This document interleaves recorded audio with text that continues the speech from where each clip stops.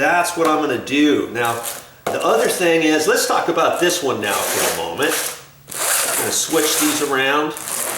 I'm going to talk about this one. What's so much different about this one here? What's the deal here?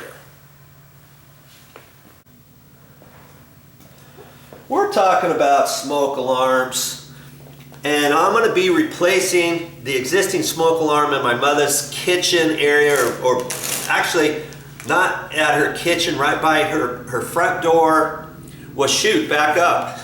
I'm not even going to do that. I'm going to put this one right before her bedroom. And I'm not putting it in her bedroom because she usually has that door open anyways. And so in the hallway, this is where this one's going to go. And the difference between this smoke alarm and this one here is this one it detects smoke and carbon monoxide. Now, it's not by code. You don't have to put carbon monoxide ones in there, but it's probably a good idea somewhere close to the kitchen or in your hallway, something like that, because carbon monoxide during the night, if you have a leak or something, you know, in your kitchen or whatever, that could kill you in the middle of the night just breathing those fumes. Well, this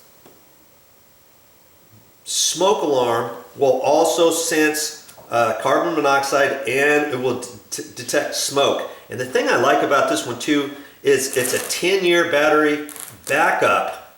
I'll never have to replace the battery in here once I install it, and it's also hardwired to an electrical system in your house. Now, you don't have to, if you have a hardwired one, you don't want to, the thing is, you don't want to take that out and just put a battery operated one up there and think you're saving money, because maybe your insurance company will say, hey, if it was hardwired, you have to replace like for like.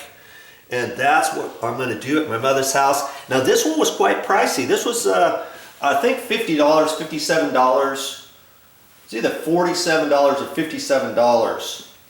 And yeah, it costs a little bit more than a standard one, but it's going to be well worth it in the long run. I'll save the extra additional money because I'm using the 10-year battery backup one. If they have a battery backup one that lasts 10 years rather than 9-volt batteries, why on earth would you use one with 9-volt batteries? It just doesn't make sense, because you don't have to worry about it replacing your battery every 6 months to a year.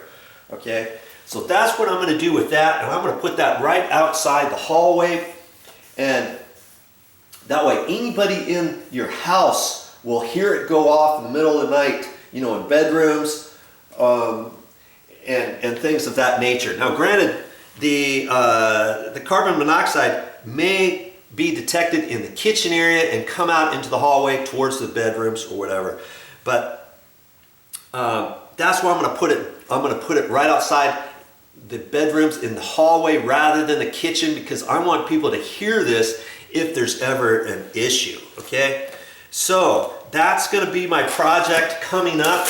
I'm going to be installing, these are the standard smoke alarm only, but they're 10-year battery operated one, and they're actually hardwired to the existing system. So my next video, I'm going to be installing these. I'm going to take out the existing ones on the hardwired ones. You might want to watch that if you've never replaced a battery operated smoke alarm or any type of smoke alarm before. This is your moment that you can learn something and do it yourself and save big. That's all I got for this time, but I'll be back with more videos.